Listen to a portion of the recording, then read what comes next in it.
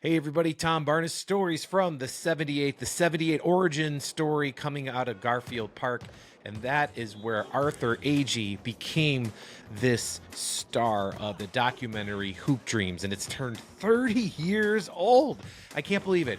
30 years, Hoop Dreams put Chicago basketball on a map in a different way than the Bulls did in the 90s. Nonetheless, though, an impressive story of perseverance, pride, and just grit and determination. Love all of it, and that's why I have Arthur here now to talk about the story and the event here in Chicago on the 9th of November at the University of Chicago from 5:30 to 6:30. A little talk with Arthur and his cohort, William Gates, and the rest of the panel. How you doing, Arthur? Can't complain. 30 years, Hoop Dream. 30 years. How the hell did that happen? I don't know, man. Got it must be the Lord or something, man. It's just crazy. For some documentary about real life story, me and Mm-hmm. William and our families and stuff, just for this to last for this long, man, it's just crazy. Do you think it's lasted this long because of where it took place in Chicago being the hotbed of basketball, or is it just reflect what Chicago means to big cities all around the country and and the country in general, what basketball means and a pathway to get to the pros, especially if you come from neighborhoods that may be a little bit underserved versus other neighborhoods? Yeah, I think it's a few things. One, because it's a Chicago story. Mm-hmm. Two, because it didn't show any uh, superstar basketball players as prodigies as they was kids. We were just two teenagers that the world didn't know nothing about. And Right. for that world to take the ride of our journeys of almost 6, 7, almost 8 years, it was authentic. Most of America, young people that was coming from our areas of trying to make basketball a survival tool, I think that authenticity played a major part in that, because you can look at both of our families and people can see, themselves or someone that they know that lived like us, talked like us, went to a school in the inner city like us, and by partly it was mostly girls and boys who grew up like us and wanted to, had that same dream, wanted to play in the WNBA, wanted to play in the NBA, and they just took to it, and it just became a cult classic. Now the movie really lives on its own. Yeah, it really has. It has lived on its own. And I remember seeing it in the theater and not, back in the 90s, there was no internet the way there is now. Yeah. So it was kind of all word of mouth. And you heard about this movie, it takes place, and and you're from Chicago, you get it. Anything that happens in Chicago, a film or whatnot, a band, an athlete, Mm-hmm. like look how the way Chicago loved Derrick Yeah. Rose, right? Because he was from Chicago, Yep. right? And even Kanye and Chance, they love it. Like, so Chicago loves a good story about Chicago, regardless of what happens. Oh, Like what's going on with Kanye now, yeah. a little different. But Uh-huh. on the way up, man, he was. We're proud Yeah. of like our stories because we get it. We understand the authenticity of it all. We get your friends that are struggling and you see them in a light where the rest of the world can see them. Mm-hmm. I imagine for you and all your people that you knew at that time, you were probably like, finally, like you can see like what we're doing, what we're all about. Yeah. Yeah. Like you said, there was no internet or anything, so people read magazines and read newspapers, and USA Today. Things got carried from Chicago to other metropolitan cities such as Detroit, LA, Dallas, those other parts of the country. I know a lot of people didn't even know, that, the AAU scene wasn't a big thing back then. It was pretty much made up of neighborhood basketball teams. I Hmm. remember playing Chris Webber when he played for the neighborhood team in Detroit called Super Friends. And when they came down to play us, man, it was just like, it was pandemonium, man. Like, people had heard about this guy and heard about Super Friends, so they all came to our gym thinking, we got our butt kicked, but we stood up to these guys. You know what I'm saying? We gave them a run for their money, but we didn't back down from anybody, and that's just Chicago fabric. You know. Absolutely. Yeah. And what would you say the difference between you now versus you back then? I would just say a little older, a little fatter. I'm still ambitious. I'm still that that silly kid sometimes. Um, you know, just goal oriented. If I say I want to do something, I'm gonna stay focused on it, no matter what, until the end, because I want to see what's gonna happen. And I was a kid that was more wise of my atmosphere, what was going on around me. And I had already made up in my mind that I didn't want to go down that path. I didn't want to do that. I didn't want to hang out with that guy. I didn't want to hang out with that crowd. And pretty much me, I was called a square because I love basketball so much. Was that tough though? I mean, if a lot of, I imagine most people now have seen movies about the inner city and not getting in gangs and what that does to kids, who don't want to be part of gangs, how they try to recruit them or, beat the hell out of them or worse, right?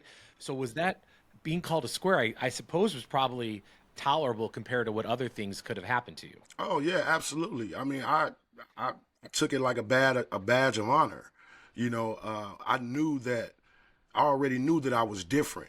And then when the cameras came around, nothing in my mind told me that 8 years later this is going to be a movie up for Best Picture. It was just that I had a focus. Saw Isaiah Thomas and I knew his story. I'm a student of the game, and I was like, well, shit, if Isaiah Thomas can do it, stayed away from the elements that was in the atmosphere in our neighborhoods, I can do it. So, that was gonna be my driving force. Get to college. Long as I get to college and survive Chicago, I'm good. Now that gives me a chance to see the outside world, what's outside of Chicago, other different parts and things like that. So basketball was very instrumental.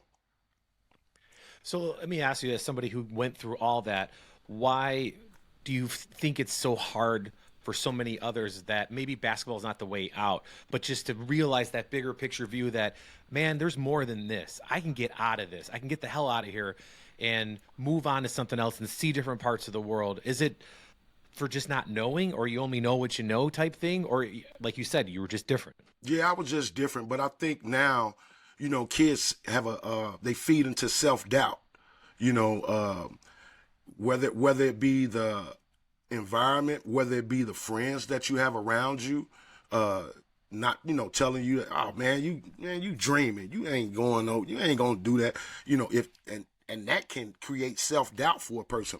For me, I Sure. had people tell me that, man, you ain't shit, your daddy a crackhead and this and that, and that.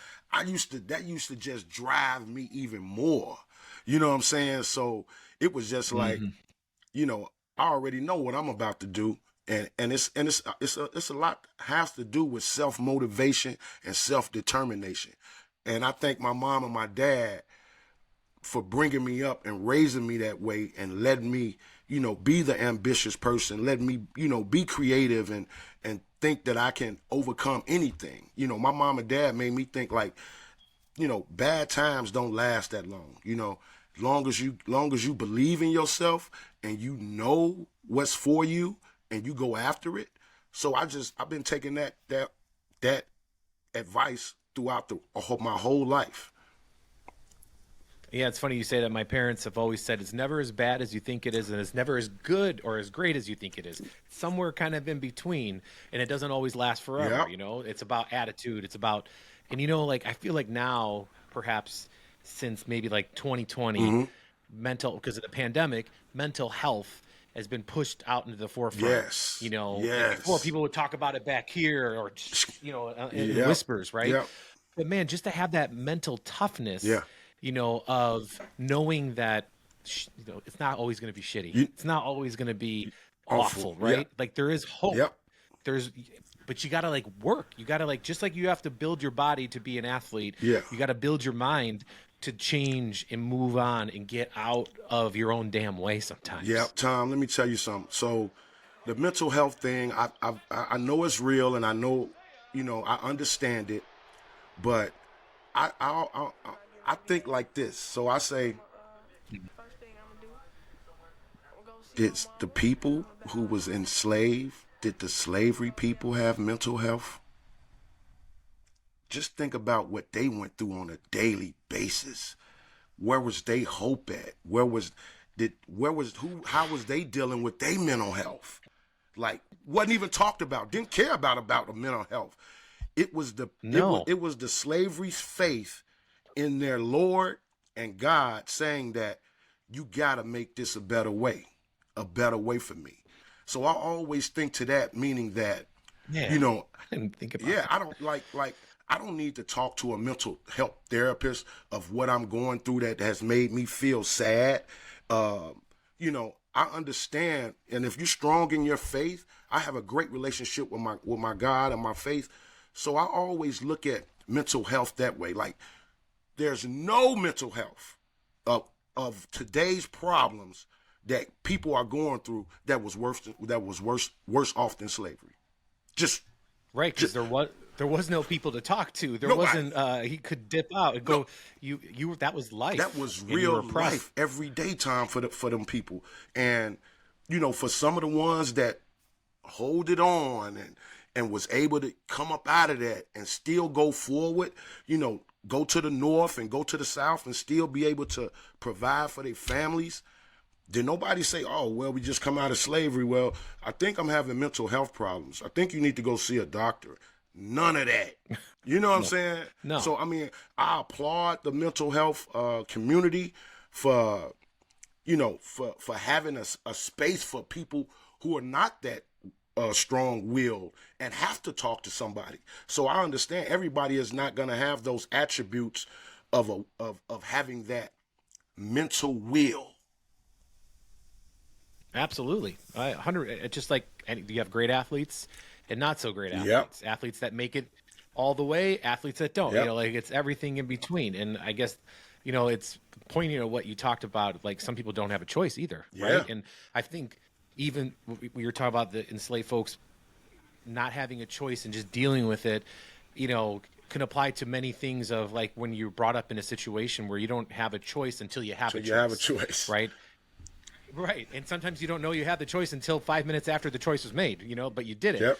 I imagine the 8 years that you talk about, that is Hoop Dreams, how much of that people see was a choice, or did you change the way that you went about things because there was a camera there, or you were like, I got a mission, I'm getting out of here, and this is the best way I know how? Yeah, it was that. I had a mission. I didn't even care. Sometimes I even forgot that the cameras was even following me.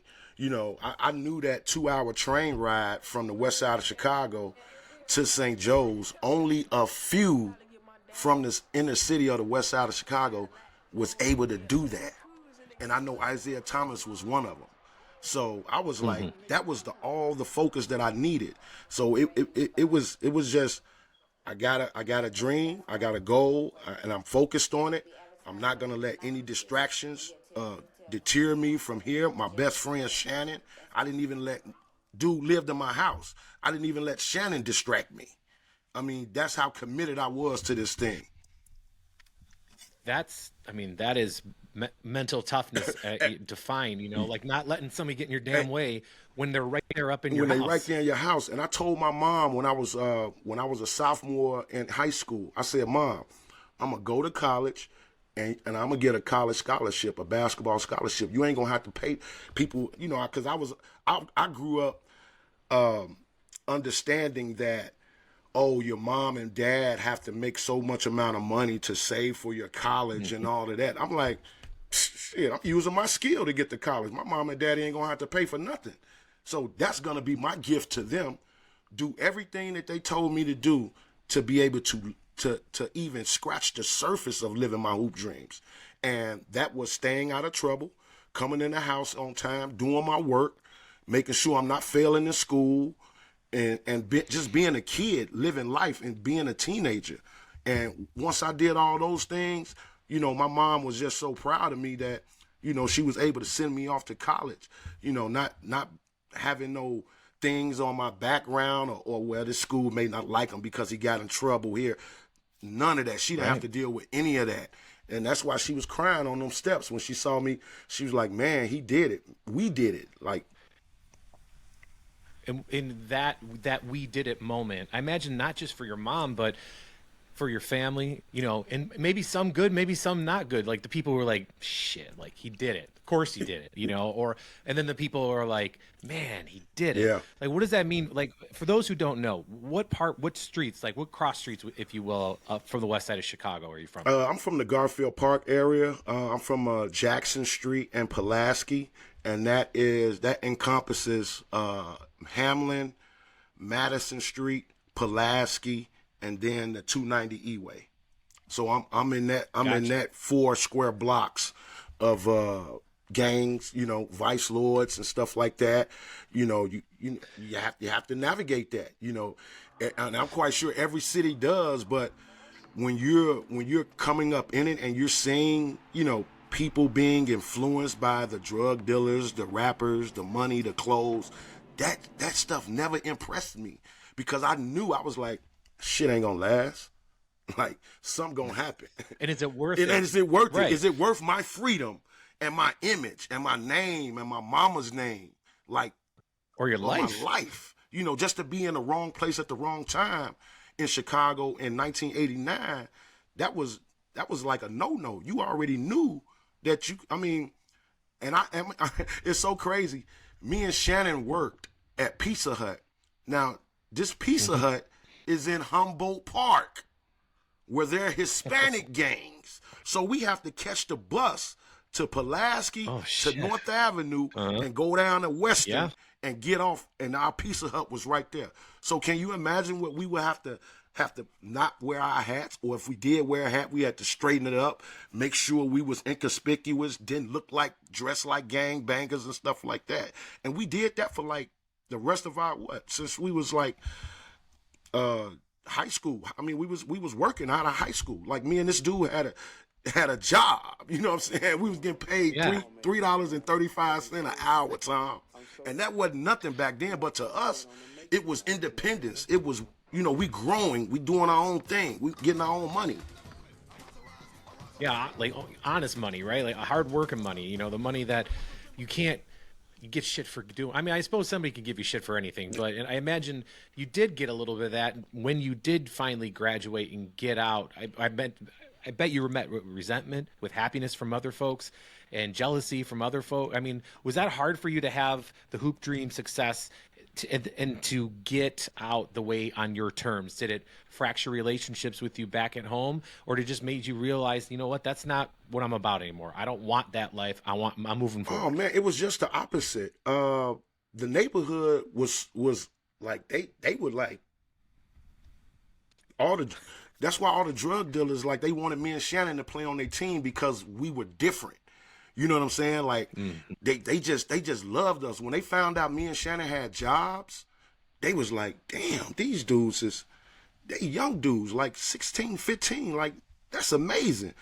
And they knew that they couldn't just, you know, charm us with what they had, like they charmed the other guys in the neighborhood. And from the other guys in the neighborhood, meaning the workers, the ones who were standing on the corners doing the stuff, they just didn't have the skill, the talent, or the know-how to even be like how me and Shannon was. You know, so they didn't have no jealousy. My neighborhood pretty much uplifted me throughout the whole filming, and even when I came back, when the movie came out, like, they just loved it. They was like, I can't believe a guy from our neighborhood made it. Like, he made it on his terms, and, you know, they used to live right here. Like, it's exciting for them to talk about, and then still see me today in the neighborhood. It's just amazing for them. They always show me love. That was my next question. Like, how often have you gone back? Are you participating? You know, do you have family still in the neighborhood? Yeah, I got a lot of friends still live there. Some of them that moved back. Some of them that moved out to the suburbs and stuff like that. But, you know, I still go over there to the playground. They've kind of the school Delano playground where they actually saw me at. That is like more like they've renovated the playground part. and it's pretty much the school's playground. Like they don't open it up for the community. How it was a community playground, basketball, kids, jump rope, all that. It's only for the school now. So I'm glad we was able to renovate a Hoop Dreams court like right down the block in Garfield Park where I used to play as well. And now we can go there and meet and hang out and do cookouts and stuff, do basketball tournaments, and teach these new guys how the game is still played, but certain ingredients hasn't changed for you to make it. Yeah, that was my next question was, do you think that dream is still alive in the inner cities, especially here in Chicago in the Garfield Park neighborhood that you're talking about? Is that dream still alive for these kids to get out? Oh yeah, absolutely. The parents who were kids my age when I grew up, now they have kids. Now they're showing their kids the Hoop Dreams film and letting them know that, son, if you love this sport, stay committed to it. They giving them advice from things that we went through in Hoop Dreams 30 years later. And, just to see that, just to know that, if a kid, like one kid didn't believe his dad that he knew me. So he had to, he said, I'm going to take you up to the court right now. So he called me and I went up there. He was like, damn, he was like surprised, like, damn, Dad, I thought you was lying to me. Like, you really do know this guy. And he was just so in awe of seeing me, like, man, this dude they filmed his life story and I'm being able to talk to him right now. Like, that's fascinating to a kid. Hell yeah, that's fascinating to anybody. But I mean, I imagine a kid from that neighborhood, you got to be like a superhero. Yep. And the thing about it is that I tell them, I say, that was one thing about me that I never bought into with the whole Hoop Dreams fame and all that. I never thought I was better than no one else. I never acted that way. I never put my bravado, that because my mom and dad didn't raise me from that. So just because I get some success from this film, I was more cockiness about my basketball talent when I'm on a court. But far as my personality and me just being a human being, I could never act like I'm better than someone else because I come from the same areas you come from. And that right there, what you said is Chicago. Like people from Chicago that do that thing, you know what I mean? That go on like they're not full of shit. That's what I'm saying. You know what I mean? Some are, but the majority of folks that, come up through whatever part of Chicago you come up, you go on to do things that might be seen on a national level, like Hoop Dreams, or play basketball for the Miami Heat for a long time, play a little, you know what I mean? Or what have you, whatever athlete or star or citizen of Chicago that does well. Man, oh man, it is so gratifying when they come back and they're still the same person on the inside. Yes. Like the soul, the heartbeat. They're not, they didn't get ruined by LA or by New York or what have you, wherever they go, Miami. To have them come back here and just be who they were, that's what makes Chicago so proud. And I also think that's why the documentary like Hoop Dreams was so powerful for so many people, because it was Chicago matters. And on a national stage, sometimes it seems like the narrative is that we don't, and all we are is, even now, today, we still got the same stuff that people have been talking about Chicago for years. It's always, it's violence. They just shoot each other. That's all they do in Chicago, which is such bullshit. And it is. And that's why I started this whole thing, because I wanted to tell stories about people who do good for Chicago, who put us in a good light, because it's really easy just to crap all over something. Oh, absolutely. Versus, I mean, you think about it. I mean, that I think the whole, because the media, they have to have something for viewers to tune in, and what does this world love more to watch? A train wreck. They love violence. They love, just all the things that, that can be negative. And so they'll tune in for that. But there are always stories of on the news where you're here at the end of the newscast. Oh, and we want to tell you about something. We want to tell you something about somebody doing good in Chicago. No, why you didn't lead with that?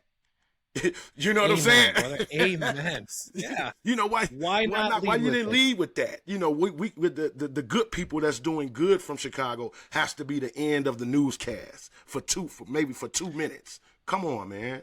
If you're lucky, two If you're minutes, lucky, two right? Like, minutes, right? and there's in the, I've done this for a long time in one capacity, working for said news Mm, outlets, and I've been fortunate enough to focus on the good things about Chicago and the good people, and man, there's just so much good that just doesn't get any love, and I feel like Hoop Dreams is a microcosm of the people, not only yourself, but the people that decided to do the documentary yeah, and follow you and be a part of it, and the way it was received, in the neighborhoods that people talk crap about, yeah, right? yeah, So and then what you talked about how they lifted you up in that neighborhood where supposedly everybody's killed. No, man, like, yeah, there's bad shit happening everywhere, yep, and there are bad neighborhoods, but in the bad neighborhood, if you will, there good people there- live there. Good people live yep. everywhere, so, and you could argue that across the board everywhere, just because somebody wears a suit and tie doesn't mean they're a good There person. you We go. figured that out, We right? figured that out So along. Man, it's just crazy what that's going on with that situation. Crazy. so yeah, man, and it's good to hear it. I feel I don't know, I feel like my soul's been a little recharged, especially after the last few days we've had here as a country, Yeah. and seeing some of that nastiness play out right in And- front and center, yep. to hear about somebody who has been on both sides of it. You have been on both sides. You have that very unique view of knowing what it was like to be there, to recognize how to get out of there, to go on to be successful, to the point now where we're talking about this film 30 Years. years later. Yeah, man, it's crazy, man. The University of Chicago is. I thought they was actually screening the film, and then afterwards we were going to do a panel discussion. But it's just going to be the panel discussion with J.A. Adande hosting it this Saturday, November 9th at University of Chicago. Yep. So Steve James will be there, Peter Gilbert, Fred Marx, the filmmakers, myself, and William Gates. So, they sold tickets for this event and everything. So I hope a lot of people come out and get to hear, what we've been up to for the last 30 years and get some inspiration to move forward in this world. Yeah, the event you're talking about starts at 5:30 to 6:30, University of Chicago, the Chicago Humanities Festival that is happening. And before I let you go, you mentioned a little bit about what you've been doing for the last 30 years. I know you started a podcast with some of the Hoop Dreams Yep. William Gates. brother, Yep. and within it, yeah, William Gates specifically. What else have you been going on there? Man, a lot of people don't know that the movie there was an educational curriculum that was built to the movie, and I actually used that film and my creativity to do motivational speaking through it, but it's all set up doing a surprise. So the professor in the high school, whether it's an English teacher or whatever, they would show the movie to their class like over a 2-day period because it's so long. It's like 2 hours and 50 minutes. So on the second day after they finish the film, they don't know that I'm going to surprise them with a visit. Ah, that's so cool. So I've been. It's like that kid you were talking Yeah. about, the dad, the kid that didn't believe when they finally saw it. Yep. They're like, oh shit. So the teacher gets the teacher get love after they be like, oh, Miss Kramer, I can't believe you tricked us. Like, you said that he was gonna Zoom call. You didn't say he was gonna show up and everything. So, those kids be so excited. They be like, wait a minute. I just seen this guy for 2 days on TV. Now he's standing here in my classroom. How can I not hang on every word that he's saying? How can I not, take what he's saying for full face value, and that your lives are going to change. You're going to have to make some hard decisions. But it's just going to be, everything is just a test to test your character, to test your will and where you come from. Because just think about it. We all come from good parents that wants the best for us. It's up to us to go out into the world and keep those morals and keep those things of how we get into certain situations alive. And that's what makes us grow and get to the next level and understand, your life doesn't mean anything if you're not doing something and giving back to the people that's behind you, that educate them, motivate them and inspire them for them to find their greatness in whatever they in whatever they want to plan out and pursue. Amen, sir. Amen. And for folks that want to keep following you and what you do, how can they find you on social media or websites, what have you? Oh man, just Arthur Agee. You know, I ain't got no crazy names and videos, stuff like that, man. I'm straight authentic. You know, you send me a message, I'll respond back. I got a basketball clothing that was inspired that I wanted to do off of the name Hoop Dreams, and it's called Classic HD Basketball. We make hoodies and stuff like that. So you can find me on Instagram as Mr. Hoop Dreams, Facebook Arthur G. Agee Jr., Twitter Mr. Hoop Dreams. So you know, if there's a teacher out there that want to book me, just leave me a message, and we'll get back to you and see if we can make it work out. Man, it's been a pleasure talking to you. And as we finish up here, I imagine being in high school and doing the thing that you were doing in the '90s when the Bulls were the Bulls. Yeah. I mean, man, that had to be a special time. When do you think we'll see that kind of excitement for basketball on the professional level in this city again? You know, I'm an optimistic guy, but I'm like, yeah. I mean, I don't that era of those guys and my Detroit Pistons. You know, that was you don't get the Chicago Bulls that we know of, the six championship guys, without having the Detroit Pistons. The Detroit Pistons drove those guys to become that. And that's why I love Isaiah Thomas and the Detroit Pistons so much, you know, because, you know, they was just unbelievable, and they gave us I'm talking about like a soap opera, a basketball soap opera, you know. So, you know, trying to recreate that today with these new guys and the new attitudes, and I would love for it to happen. And William Gates is a diehard Bulls fan. I'm not. Mm-hmm. I'm more of a player fan of guys, of basketball players, not a team. But I would love for them to. We need stars. We need stars. I mean, to think about it, the Bulls still sell out, and they're kind of mediocre. You're not kind of. Oh, Tom, come on, man. Well, I'm just saying. Hey, Josh Giddey played a good game, I think, about 2 weeks ago, and we won one game. So, you know. Yeah, yeah. I'm just curious, as somebody who was in high school during that time. Yeah. I was at the beginning of my high school when the Bulls were on their rocket ship. That was that run. But you're right. That era of NBA basketball, man, was, I mean, probably the golden era of the Bulls and the Pistons, that rivalry, the Bulls and the Lakers, that rivalry. I mean, man, oh man, you know, Barkley in Philly, you know, like got Patrick and the UN boys over there in New York. Yeah, the Knicks were good. You know, the Knicks got were Miami Heat, Tim Hardaway and Alonzo Mourning. Oh man, it was amazing. Man, we could talk all day. We can. You know who I want to. You know who's well, he was one of my other mentors and idols that I grew up watching. Kendall Gill. Yeah. Kendall Gill. And, you know, I always used to say, man, Kendall Gill trying to be like Michael Jordan. He trying to walk like him, play like him, shoot like him, and everything. But now Kendall Gill's son plays at St. Ignatius. And this kid is going to be, I think he has a shot to become really good. And another great story to tell. Another great story to tell.